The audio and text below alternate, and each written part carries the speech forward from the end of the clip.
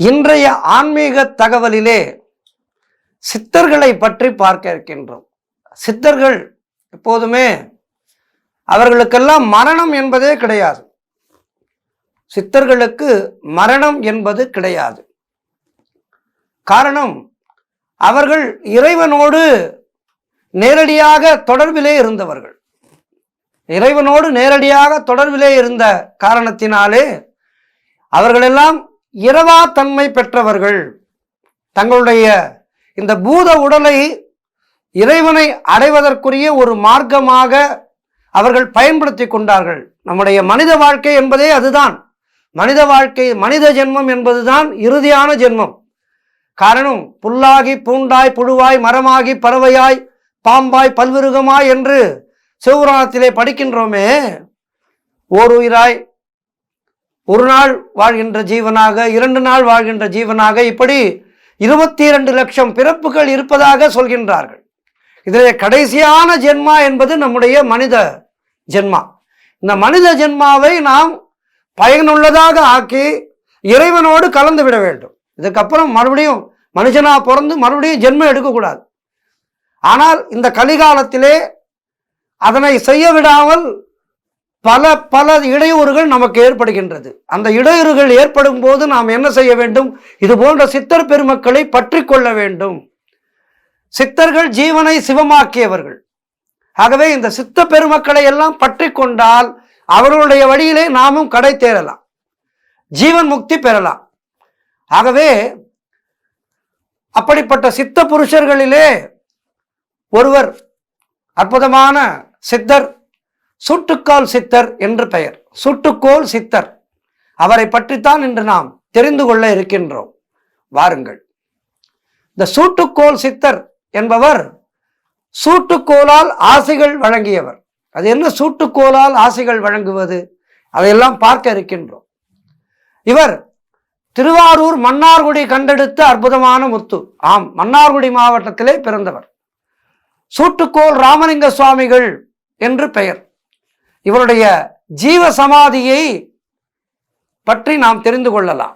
அவருடைய வாழ்க்கை குறிப்புகளை எல்லாம் தெரிந்து கொள்ளலாம். இப்படிப்பட்ட சித்த புருஷர்களை எல்லாம் பற்றி நாம் தெரிந்து கொள்ள நம்முடைய மனமானது கெட்டவற்றை நாடாது. நல்லவை நோக்கி மனம் சென்றாலே நாம் இந்த மனித வாழ்க்கையை வென்றுவிடலாம். இந்த சூட்டுக்கோல் ராமலிங்க சுவாமிகள் தென்பொதுகையிலே தவம் இருந்தவர். அகத்திய மாமுனிவருடைய அருளாசிகளை பெற்று திருத்தலங்களை தரிசித்துக் கொண்டு வடதிசை நோக்கி வரும் வழியிலே மகா சித்தர்கள் தவம் இருந்து, இந்த சூட்டுக்கோல் ராமலிங்க சுவாமிகள் தென்பொதுகையிலே தவம் இருந்து அகத்திய மாமுனிவருடைய அருளாசியை பெற்று திருத்தலங்களை தரிசித்துக் கொண்டு வடதிசை நோக்கி வரும் வழியிலே மகா சித்தர்கள் எல்லாம் தவமிருந்து அருள் பெற்ற இயற்கை பொலிவும் தவ வலிமையும் அருள் நெறியும் நிறைந்த அழகிய கட்டிக்குளம் சுவாமிகளை தரிசித்தார். இந்த அழகிய கட்டிக்குளம் வந்தபோது இளைஞராக காட்சி தந்தார். சுவாமிகள் கட்டிக்குளத்திலே தங்கினார், தவம் இருந்தார், பல சித்துக்களை எல்லாம் புரிந்தார். அதனால்தான் அவர்கள் சித்தர்கள். சிவமயமாக திகழ்ந்தார். இளைஞரோடு இளைஞராய் இந்த கிட்டிப்புல் என்று சொல்வார்களே, கில்லி என்று சொல்வார்கள், அந்த விளையாட்டை எல்லாம் விளையாடி ஆனந்தம் அளித்தார். தானும் ஆனந்தம் கொண்டு இளைஞர்களுக்கும் ஆனந்தம் அளித்தார். பசிப்பினி போக்கினார், சங்கடங்களை எல்லாம் தீர்த்தார், நோய் பிணிகளை அகற்றினார் அங்குள்ள மக்களுக்கு. அதே போல் அவர்களுடைய வறுமையை நீக்கினார். நீதி நெறிமுறைகளை புகுத்தி மக்களை நல்வழிப்படுத்தினார் இந்த சூட்டுக்கோல் சுவாமிகள். மனதிலே பேராசை பொறாமை கொண்டு தன்னை நாடி வருபவர்களுக்கு சூட்டுக்கோல் சுவாமிகள் சூடு வைத்து விடுவார். இதனால்தான் அவருடைய பெயர் சூட்டுக்கோல் சுவாமிகள் என்று ஆனது. பேராசையும் பொறாமையும் தீய எண்ணங்களும் சஞ்சலம் மற்றும் சலனம் முதலானவைகளும் இவரை தரிசித்து விட்டால் தீர்ந்துவிடும். நல்ல எண்ணத்தோடு வருபவர்களுக்கு இந்த கோலால் சுவாமிகள் ஆசீர்வாதம் வழங்குவார். இப்படிப்பட்ட அற்புதமான சுவாமிகளுடைய பூஜை வருடந்தோறும் தைப்பூசம் அன்று மிக சிறப்பாக நடைபெறுகின்றது.